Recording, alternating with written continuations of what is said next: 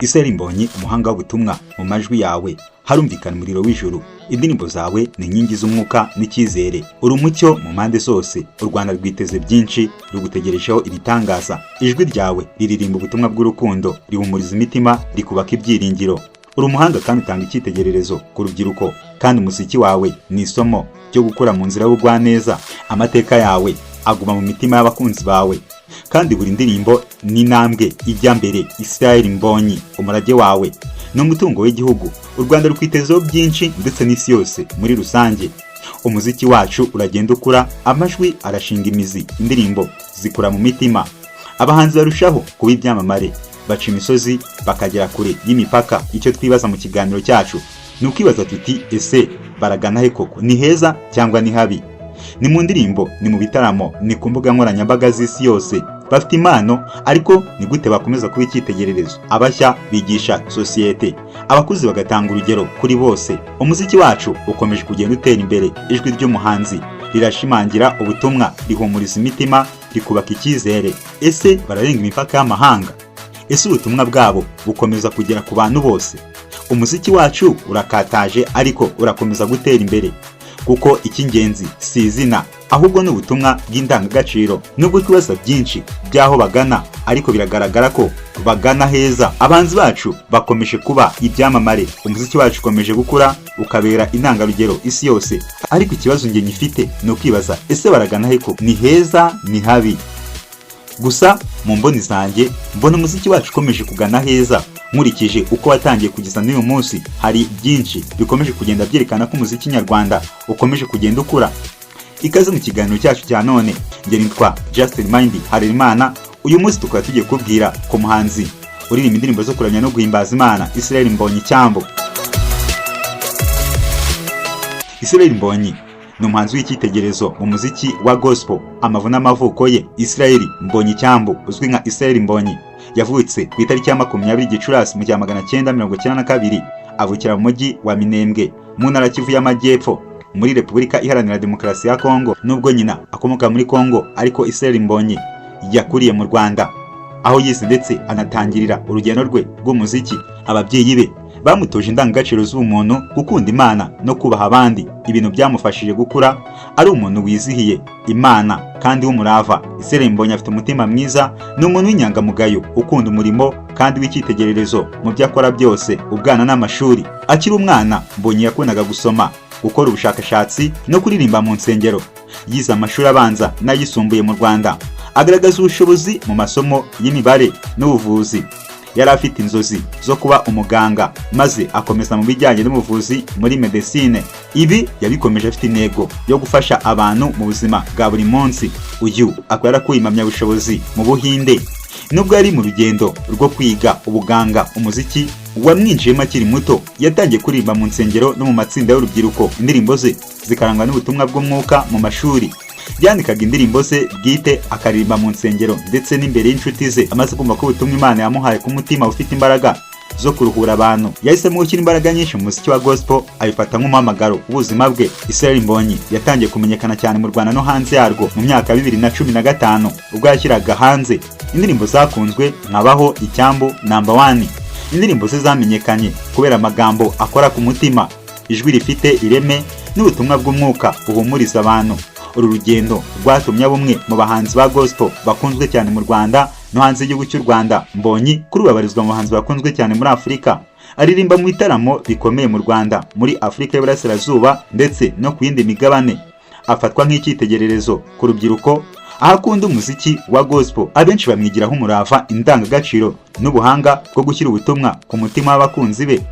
Umuryango n'ubuzima bwe. Mbonyi akunda umuryango we, cyane cyane ababyeyi bamufashije kugera aho ari. Ni umuntu wizihiye Imana mu buzima bwe bwite, kandi akunda gusangiza abantu ubuhamya bw'uko Imana yamuhaye umugisha mu rugendo rwe rw'umuziki.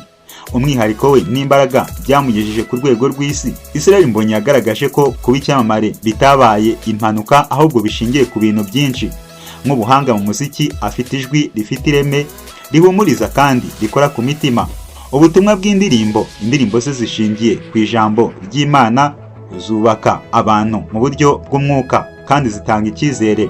yatangiye umuziki akiri muto, yitanga mu gukora indirimbo zifite ireme, gukora umuziki uri ku rwego mpuzamahanga.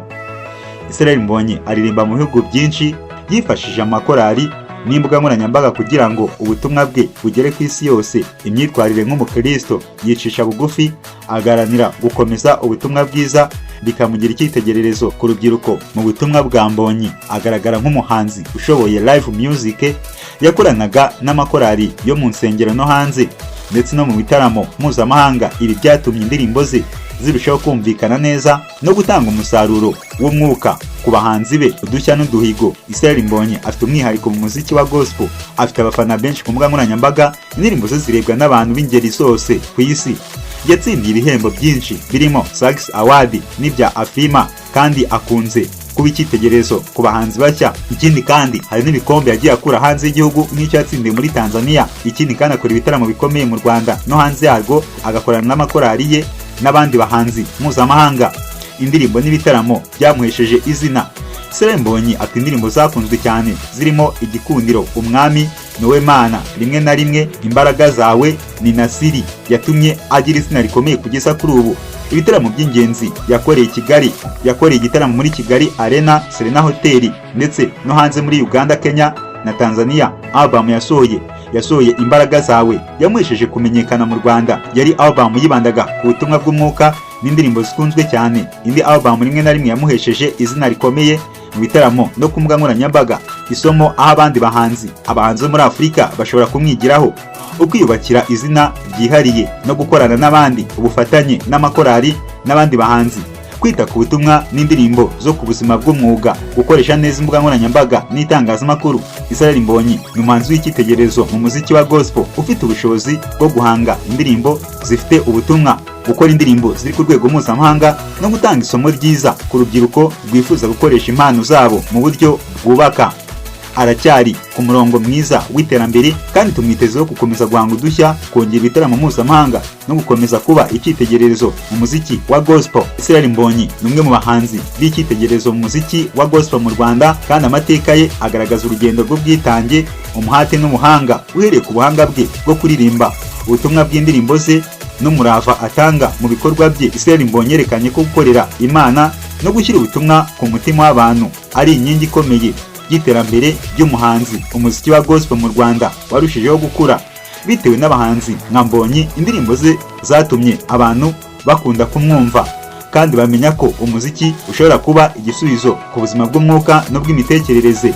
By'umwihariko ubufatanye bwe n'amakorali, imbuga nkoranyambaga n'ibitaramo mpuzamahanga byatumye gospel y'u Rwanda igaragara ku rwego rw'isi, bituma n'abandi bahanzi b'Abanyarwanda bamufatiraho urugero rwiza. Umuziki wa Israel Mbonyi ntabwo ari umuziki wo kwishimisha gusa, ahubwo ni umuyoboro w'ubutumwa, icyizere n'ubwiyunge, kandi ugaragaza uburyo abantu bashobora gukoresha impano zabo mu kubaka sosiyete. Umuziki we uganisha ku ntego yo guhuza imitima, gukomeza indangagaciro z'ukwemera no gutanga icyitegererezo ku rubyiruko. Reka nkushimire wowe ukomeza kubana natwe, musaba gukora subscribe, share, comment kugira ngo amakuru n'ibiganiro byacu bikomeze kugereho umunsi ku wundi. Nizere ko wasobanukiwe byinshi kuri Israel Mbonyi. Nari Justin Mind ha Rerimana.